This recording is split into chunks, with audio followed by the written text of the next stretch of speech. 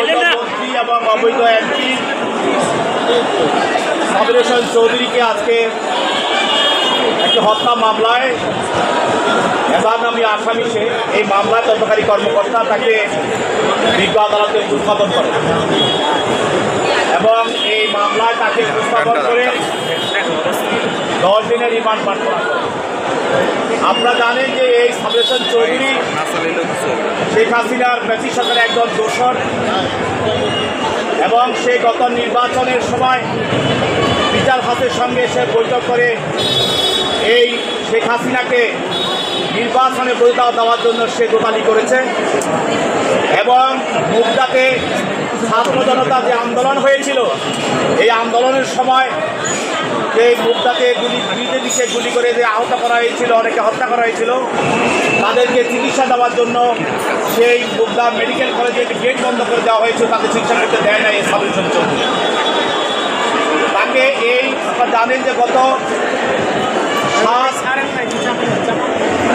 7 তারিখে যে 7 ডিসেম্বর যে বিএনপি যে একটা সমাবেশ হওয়ার কথা ছিল 10 ডিসেম্বর, সেই মহাসভাকে কেন্দ্র করে বিএনপি অফিসে যে যুবলীগ ছাত্রলীগ এবং পুলিশের নেতৃত্বে যে বিএনপি অফিসকে ভাঙচুর করা হয়েছিল, তছনছ করা হয়েছিল, সেইখানে নেতৃত্ব দিয়েছিল এই সাবির হোসেন চৌধুরী এবং সমাবেশের সামনে টিয়ার গ্যাস এবং বোম মেরে ককটেল মেরে ছত্রভঙ্গ করে দেওয়া হয়েছিল এবং গুলি করে মুকবুল নামে একজন নেতাকে হত্যা করা কর্মীকে হত্যা করা হয়েছিল। এর নেতৃত্বে ছিল, পরিকল্পনায় ছিল সাবির হোসেন চৌধুরী।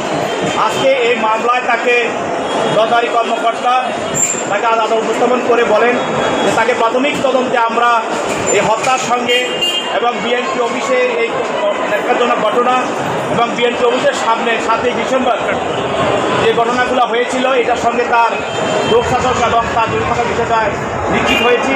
এই জন্য আরও জিজ্ঞাসাবাদ করার জন্য এই হত্যার সঙ্গে কারা জড়িত এবং এই হত্যার বিষয়ে কারা সহায়তা করেছে এবং পরিকল্পনা করেছে তাদেরকে বের করা দরকার, সেই জন্য তার জন্য 10 দিন রিমান্ড প্রার্থনা করেছেন বিজ্ঞ আদালত। তার পক্ষের আইনজীবীরা তার রিমান্ড বাতিল করে জামিনে প্রার্থনা করেছেন। উপপক্ষের শুনানি অন্তে বিজ্ঞ আদালত এই মামলা তাকে 5 দিনের রিমান্ড মঞ্জুর করে। এছাড়াও তাকে আরও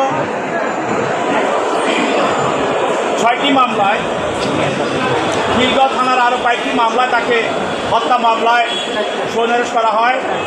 খিলগাঁও 4টি মামলায় তাকে আবার খিলগাঁও থানার হত্যা মামলায় তাকে এই সন্নিবেশ করা হয়।